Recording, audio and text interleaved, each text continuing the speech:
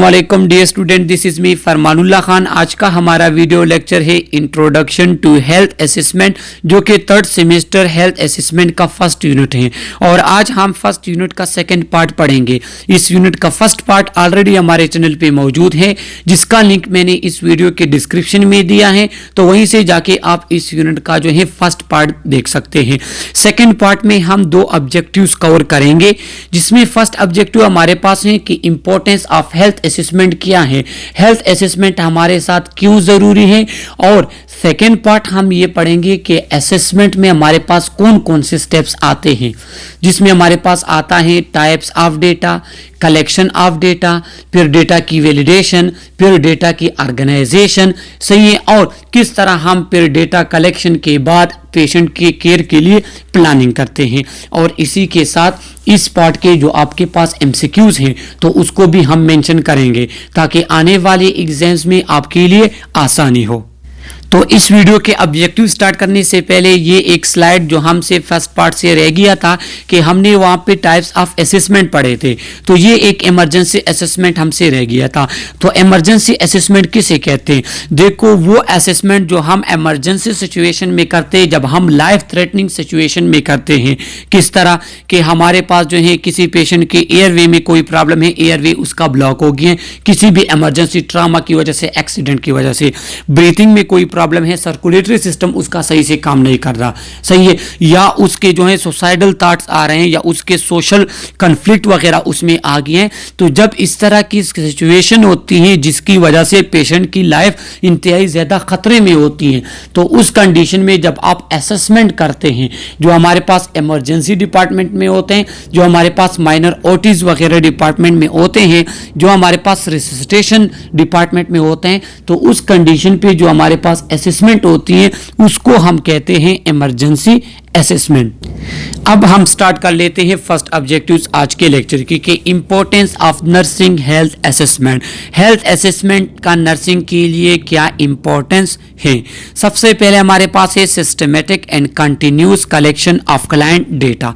इसमें हम क्लाइंट के सिस्टमेटिक मतलब उसके तमाम सिस्टम सीक्वेंस वाइज उसका डेटा कलेक्ट कर लेते हैं, उसके बारे में उसकी कंटिन्यूस इंफॉर्मेशन, उसके बारे में फुल डिटेल इंफॉर्मेशन जो है, फुल डिटेल डेटा जो है वो हम हेल्थ असेसमेंट के थ्रू कलेक्ट करते हैं, जो कि हमारे पास काफ़ी हेल्पफुल होता है पेशेंट को केयर प्रोवाइड करने में।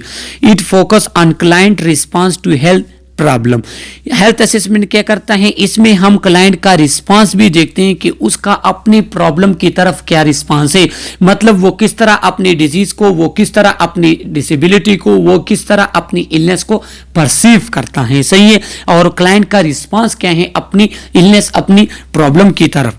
थर्ड हमारे पास क्या है कि The nurse carefully examine the client body parts to determine any abnormality. Health assessment में नर्स क्या करती है? जब नर्सिंग असेसमेंट हम करते हैं तो उसमें हम क्लाइंट के तमाम बॉडी पार्ट्स को देखते हैं, उसके बॉडी ऑर्गन्स को देखते हैं कि कहीं पे कोई एबनॉर्मेलिटीज तो नहीं है। The nurse relies on data from different sources which can indicate significant clinical problem. क्या है कि नर्स क्या करती है? नर्स कलेक्ट करती है डेटा को डिफरेंट सोर्सेज से, उसके लैब्स इन्वेस्टिगेशन से, उसके फिजिकल असेसमेंट से, उसके इंटरव्यू वगैरह से। किस लिए? ताकि जो क्लिनिकल प्रॉब्लम है उसको सही तरीके के साथ एक्सपोज किया जा सके, इंडिकेट किया जा सके, उसको मालूम किया जा सके। इसके बाद क्या है? इसके बाद provide base line use to plan the client care. क्या होता है कि इसमें आप एक बेस लाइन बना लेते हैं, बेसिक डेटा आप पेशेंट से कलेक्ट लेते हैं, एक बुनियाद बना लेते हैं, जिसके बाद फिर आप क्या करते हैं? क्लाइंट को, पेशेंट को केयर प्रोवाइड करते हैं। Help the nurse to diagnose client problem and problem the intervention. Help the nurse to diagnose clients problem and intervention. और जो हेल्थ असेसमेंट है ये क्या करती है? ये नर्स को हेल्प प्रोवाइड करती है कि वो किस तरह अपने पेशेंट्स की प्रॉब्लम को डायग्नोज करे और फिर उसके लिए इंटरवेंशन करें। देखो, जब आप सही तरीके के साथ पेशेंट की हेड टू टो असेसमेंट करेंगे तब आपको प्रॉब्लम का पता चलेगा, तब आप उसके लिए डायग्नोसिस बनाएंगे और उसके लिए आप इंटरवेंशन करेंगे। Complete health assessment involve a more detail review of client condition. और जो कंप्लीट हेल्थ असेसमेंट है वो क्या करता है, वो आपको क्लाइंट की कंडीशन का एक फुल डिटेल रिव्यू प्रोवाइड कर लेता है। Health assessment influence the choice of therapies and client response. और जो हेल्थ असेसमेंट है ये क्या करते हैं, ये आपके पास जो थेरापी आप यूज करते हैं, जो हेल्थ असेसमेंट है वो आपको हेल्प प्रोवाइड करता है कि आपने पेशेंट की ट्रीटमेंट के लिए कौन सी थेरेपी यूज करनी है और वो थेरेपी जो है उसकी तरफ क्लाइंट का रिस्पांस क्या होगा। तो ये भी आप हेल्थ असेसमेंट के थ्रू क्या करते हैं, नोट करते हैं, उसके थ्रू आप देख सकते हैं। अब यहाँ पे मैं असेसमेंट प्रोसेस जिसका मैंने आपको बताया, जो हमारे पास सेकेंड और लास्ट ऑब्जेक्टिव्स हैं इस यूनिट का, कि असेसमेंट प्रोसेस में क्या क्या होता है। तो उसमें हमारे पास कलेक्शन ऑफ डेटा, फिर उस डेटा को ऑर्गेनाइजेशन ऑफ डेटा, फिर ऑर्गेनाइजेशन के बाद वैलिडेशन और फिर डॉक्यूमेंट करते हैं हम उस डेटा को। तो अभी एक एक करके इसको हम एक्सप्लेन करेंगे फुल डिटेल के साथ।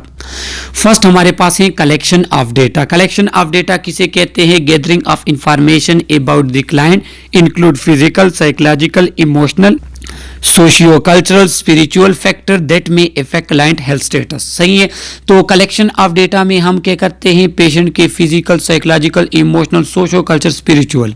फिजिकल के हैं उसके बॉडी फंक्शन वगैरह, साइकोलॉजिकल उसके माइंड, थिंकिंग, रीजनिंग, डिसीजन, वो किस तरह सोचता है अपने डिजीज के बारे में, इमोशन उसका अपने उस डिजीज की तरफ जो रिस्पॉन्स है वो कैसा है, उसके जो सोशियो कल्चर वो किस सोसाइटी से आया है, उसके कल्चर वैल्यूज कौन कौन से, कल्चरल बिलीफ कौन से, स्पिरिचुअल फैक्टर उसके जो है थिंकिंग किस तरह है, स्पिरिचुअल वो अपने डिजीज जो है उसके बारे में उसका क्या परसेप्शन है। तो ये तमाम जो हमारे पास एस्पेक्ट्स हैं ये हम collection of data start assessment में हम ये डेटा कलेक्ट करते हैं। तो उसमें ये तमाम फैक्टर्स रिलेटेड हम डेटा कलेक्ट करते हैं। इसके बाद include past history of client, allergy, past surgery, chronic disease. जब हम डेटा कलेक्ट करते हैं उसमें हम पास्ट हिस्ट्री भी लेते हैं कि पेशेंट की इससे पहले कहीं इसमें सर्जरी हुई है, पेशेंट की कोई एलर्जी तो नहीं है किसी डिफरेंट मेडिसिन या प्रोसीजर की, या कोई जो है मेडिसिन की तरफ या हमारे पास थेरेपी या प्रोसीजर की तरफ। उसके बाद कोई उसे क्रॉनिक डिजीज तो नहीं है, कोई डायबिटीज़ है, हाइपरटेंशन है, कुछ और प्रॉब्लम तो उसे नहीं है। तो ये हम पास्ट हिस्ट्री भी लेते हैं। इसके बाद include current present problem of client like pain, nausea, sleep pattern, medication, treatment the client is taking now. तो हम क्या करते हैं, प्रेजेंट प्रॉब्लम भी पेशेंट से पूछते हैं कि उसे अभी कौन कौन सी प्रॉब्लम है, कौन कौन सा सिस्टम उसका सही से काम नहीं कर रहा, इसके बाद अभी वो कौन कौन से मेडिसिन ले रहे हैं, अभी कौन कौन से प्रोसीजर उसका स्टार्ट है। तो इस तमाम के बारे में भी हम कलेक्शन ऑफ डेटा में क्या करते हैं, डेटा कलेक्ट करते हैं पेशेंट के बारे में। अब हमारे पास आ जाते हैं टाइप्स ऑफ डेटा।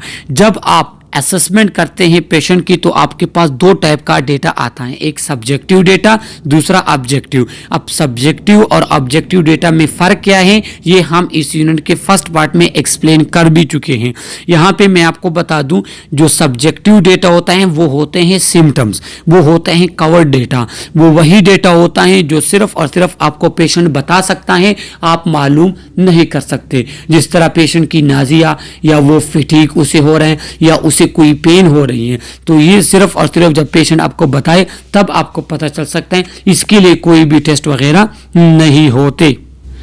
दूसरा हमारे पास है ऑब्जेक्टिव डेटा। ऑब्जेक्टिव कहते हैं साइन और ओवर्ट डेटा को। ये वो डेटा होता है पेशेंट रिलेटेड जो कोई भी ऑब्जर्वर देख सकता है, जो है नर्स वगैरह उसको नोट कर सकती है।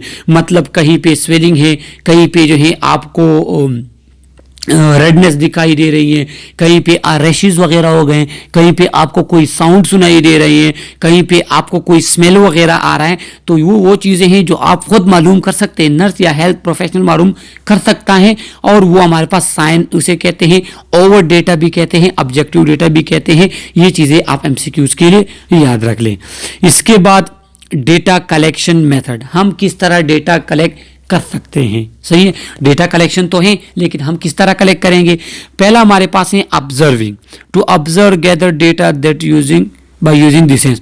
आप अपने सेंस यूज करके आप ऑब्जर्व करते हैं, आप कुछ कलर देखते हैं, वहाँ पे स्वेलिंग देखते हैं, वहाँ पे रेडनेस देखते हैं, वहाँ पे वार्मनेस देखते हैं। तो जो आप खुद सेंस करते हैं, जो ऑब्जर्व करते हैं, तो वो आप ऑब्जर्वेशन के थ्रू भी क्या करते हैं? डेटा कलेक्ट कर सकते हैं। सेकंड हमारे पास है इंटरव्यू। हम पेशेंट से क्या, पेशेंट से हम इंटरव्यू लेते हैं, उसकी पास हिस्ट्री लेते हैं, उससे हम पूछते हैं आपको क्या प्रॉब्लम है, अभी कैसे हो, पहले कैसा था, क्या फील कर रहे हैं, कौन कौन से सिस्टम में आपको लग रहे हैं कि वहाँ पे प्रॉब्लम है, आपकी परसेप्शन क्या है। तो वो हम इंटरव्यू में पेशेंट से पूछते हैं। थर्ड हमारे पास क्या है? एग्जामिन। थ्रू एग्जामिनेशन भी हम डेटा कलेक्ट करते हैं पेशेंट से। किस तरह? हम उसके फिजिकल एग्जामिनेशन देखते हैं, उसके वाइटल साइन देखते हैं, हेड टू टो उसके असेसमेंट करते हैं, उसके डिफरेंट टाइप ऑफ फंक्शंस देखते हैं, बॉडी के रेंज ऑफ मोशन वगैरह देखते हैं। तो इसके थ्रू भी हम क्या करते हैं? डेटा को कलेक्ट करते हैं। सेकेंड स्टेप जो हमारे पास है वो है ऑर्गेनाइजेशन ऑफ डेटा। अब हमने डेटा कलेक्ट कर लिया, अब क्या करेंगे? इस डेटा को हमने ऑर्गेनाइज भी करना है। ऑर्गेनाइज किसे कहते हैं? एक स्पेसिफिक सीक्वेंस में हमने रखना है ताकि कोई और इसको पढ़े तो उसको समझ आ सके। The nurse uses a written or computerized format that organizes the assessment data systematically. The format may be modified according to the client physical status. तो कहें कि उसके लिए आप कोई कंप्यूटराइज या कोई रिटन जो है फॉर्मेट आप देखेंगे जिसके थ्रू आपने फिर वो डेटा क्या करना है? वो ऑर्गेनाइज करना है एक सिस्टम के थ्रू। वाइटल साइन एक साइड पे, उसके पास हिस्ट्री एक साइड पे, उसके प्रेजेंट कंप्लीट एक साइड पे, वो तमाम चीज़ें जो हैं आप फिर क्या करते हैं? उसमें ऑर्गेनाइज ऑफ डेटा में लिखते हैं। थर्ड हमारे पास क्या है? Validating data. आपने डेटा कलेक्ट किया, उसके बाद उसे ऑर्गेनाइज किया, अब उस डेटा को आपने वैलिडेट करना है। वैलिडेट किसे कहते हैं? वैलिडेट इसे कहते हैं कि जो आपने डेटा कलेक्ट किया, आया ये डेटा करेक्ट है या नहीं है। करेक्ट है तो कितने % ये डेटा आपके पास एक्यूरेट हैं, आपके पास करेक्ट हैं। Validating data, the information gathered during assessment phase must be complete, factual and accurate because the nursing diagnosis and intervention are based on information. देखो जो आपने इंफॉर्मेशन कलेक्ट की, जो आपने डेटा कलेक्ट किया वो कंप्लीट होना चाहिए, वो फैक्चुअल फैक्ट के मुताबिक होना चाहिए और वो एक्यूरेट होना चाहिए। क्यों? अगर वो एक्यूरेट, तो जो डेटा आपने कलेक्ट किया है उसको ऑर्गेनाइज भी किए हैं, तो अब आपने उसको वैलिडेट करना है क्योंकि इस डेटा के मुताबिक, इस डेटा के बेसिस पे आप नर्सिंग डायग्नोस भी करते हैं और नर्सिंग इंटरवेंशन भी करते हैं। तो इसलिए तो ये फिर आपके लिए एमसीक्यूज में भी आ सकता है कि वैलिडेटिंग ऑफ डेटा क्यों इंपॉर्टेंट है। वो इसलिए इंपॉर्टेंट है कि जब आप डेटा को वैलिडेट करते हैं तो उसके बाद में आप ये देखते हैं कि डेटा आपके पास कंप्लीट है, कंप्लीट इंफॉर्मेशन है पेशेंट के बारे में या नहीं, और वो इंफॉर्मेशन आया उस पेशेंट की रियल प्रॉब्लम के मुताबिक है या नहीं, और वो इंफॉर्मेशन जो आपने कलेक्ट की वो ट्रू है या नहीं, मतलब उसमें आपने खुद से कोई अंदाजा तो नहीं लगाया। Validation is the act of double checking और verifying data to confirm that it is accurate and factual. और जब आप डेटा की वैलिडेशन करते हैं तो वो क्या करते हैं, उसमें आप डबल चेक करते हैं, डोली आप देखते हैं उस डेटा के बारे में कि ये डेटा जो मैंने कलेक्ट किया है, हाँ ये मेरे पास करेक्ट है, वो पेशेंट के जो हाँ कंडीशन है उसके मुताबिक है, वो full by full patient related है, उसमें एक्स्ट्रा कोई भी चीज़ नहीं है। अब हमारे पास है पर्पस ऑफ डेटा वैलिडेशन के। डेटा वैलिडेशन की पर्पस क्या है? Ensure that data collection is complete, ये एक्सप्लेन कर लिया हमने। Ensure the objectives and subjective data agree, ये भी लाजमी होना चाहिए क्योंकि जो आपने खुद डेटा उससे कलेक्ट कर लिया और जो पेशेंट अपने बारे में आपको बता रहे हैं, आया जो आपने खुद देखा साइन और जो पेशेंट आपको बता रहे हैं वो एक दूसरे के साथ वो कनेक्ट है या नहीं है। ऐसा तो नहीं है कि पेशेंट आपको बताता है कि मुझे 3 दिन से जो है सीवियर डायरिया है और वहीं आपने उसका वाइटल साइन चेक कर लिए, उसका बीपी नॉर्मल है, तो ये फिर आपके पास इसमें कहीं पे कोई प्रॉब्लम आती है, या पेशेंट ने आपको गलत बताएं या आप बीपी से उसका सही मुहैया नहीं कर रहे। तो इसे कहते हैं ऑब्जेक्टिव एंड सब्जेक्टिव डेटा का आपस में एग्री होना। इसके बाद obtain additional data that may have been overlooked missing. जब आप वैलिडेशन करते हैं डेटा की, तो उसमें आपको एडिशनल डेटा भी आपके पास आ सकता है। वो डेटा जो आपके पास आपसे कहीं रह गया है, जो आपने कहीं पे स्किप कर लिए हैं, तो वो इंफॉर्मेशन भी आपको फिर इसमें मिल जाते हैं। Avoid jumping to conclusion. इसमें ऐसा होता है कि आप डेटा से डायरेक्ट कंक्लूजन की तरफ नहीं जाते। जब वैलिडेशन करते हैं तो उसमें आप ये चीज़ें देखते हैं कि आया मैंने कुछ चीज़ें स्किप तो नहीं की, अगर स्किप किए तो फिर वापस आप उसको क्या कहते हैं, करेक्ट करते हैं। Differentiate science and inference supposition. जो चीज़ें आपने सपोज की हैं और जो चीज़ें आपको मिल रही हैं, पेशेंट में आपको नज़र आ रही हैं, उसमें फिर आप डिफ्रेंशिएट भी कर लेते हैं थ्रू डेटा वैलिडेशन के। और लास्ट स्टेप जो हमारे पास है वो क्या है, डॉक्यूमेंटेशन ऑफ डेटा। उस डेटा को फिर आपने डॉक्यूमेंट भी करना है, क्योंकि हॉस्पिटल में या जहाँ पे भी आप होते हैं वहाँ पे डॉक्यूमेंटेड चीज़ें जो है उस पर एग्री होते हैं लोग, उसको एक्सेप्ट किया जाता है। अब डॉक्यूमेंटेशन हमारे पास दो तरह से होते हैं। एक होता है सोर्स ओरिएंटेड मेडिकल रिकॉर्ड, दूसरा हमारे पास है प्रॉब्लम ओरिएंटेड मेडिकल रिकॉर्ड। जो सोर्स ओरिएंटेड मेडिकल रिकॉर्ड है उसमें क्या होता है, source oriented medical record, the record is kept together by subject matter, labs are all together, progress notes are all together. इसमें क्या होता है, इसमें तमाम लैब्स जो पेशेंट के होते हैं, जो लैब टेस्ट होते हैं, बाकी जो उसके तमाम नोट्स होते हैं, जो उसकी प्रोग्रेस होती है, वो तमाम चीज़ों को कलेक्ट करके रिकॉर्ड किया जाता है। सही है, तो इसे कहते हैं सोर्स ओरिएंटेड मेडिकल रिकॉर्ड। वो तमाम सोर्स जिससे आपको पेशेंट की कंडीशन के बारे में पता चलता है, उसके प्रोग्रेस के बारे में पता चलते हैं, उसके जो है फिजिकल फंक्शन वगैरह, वाइटल साइन, इसके बारे में पता चलता है।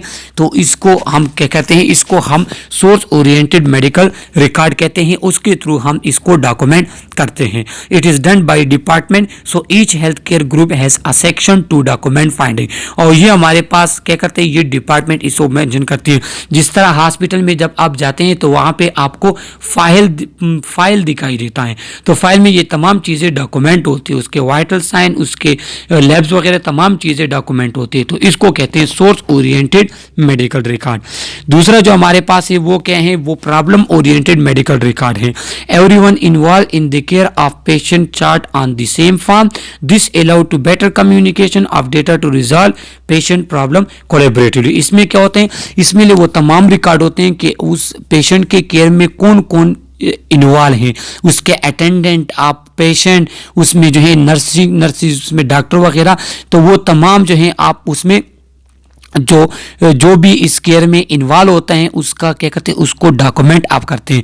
जो डेटा जिसने लिया है, डॉक्टर ने लिया है, पेशेंट नर्स ने लिया है, और इसका फ़ायदा फिर क्या होता है, इसका फ़ायदा फिर ये होता है कि जो अटेंडेंट होते हैं, जो डॉक्टर होते हैं, जो नर्स होते हैं, जो पेशेंट होते हैं, तो उसमें एक बेटर कम्युनिकेशन होती है, जो कि पेशेंट के हेल्थ के लिए और उसके प्रॉब्लम को रिजॉल्व करने के लिए इंतहाई ज़्यादा इम्पोर्टेंट है और इंतहाई ज़्यादा फ़ायदा देता है उसको। तो ये हमारे पास क्या है। अच्छा, अब मेथड ऑफ जो है प्रॉब्लम ओरिएंटेड मेडिकल रिकॉर्ड, उसमें फिर क्या होते हैं, प्रॉब्लम होते हैं, फिर प्रॉब्लम के लिए आप इंटरवेंशन करते हैं, फिर एवाल्युएशन करते हैं कि वो इंटरवेंशन फ़ायदेमंद हुए या नहीं होते।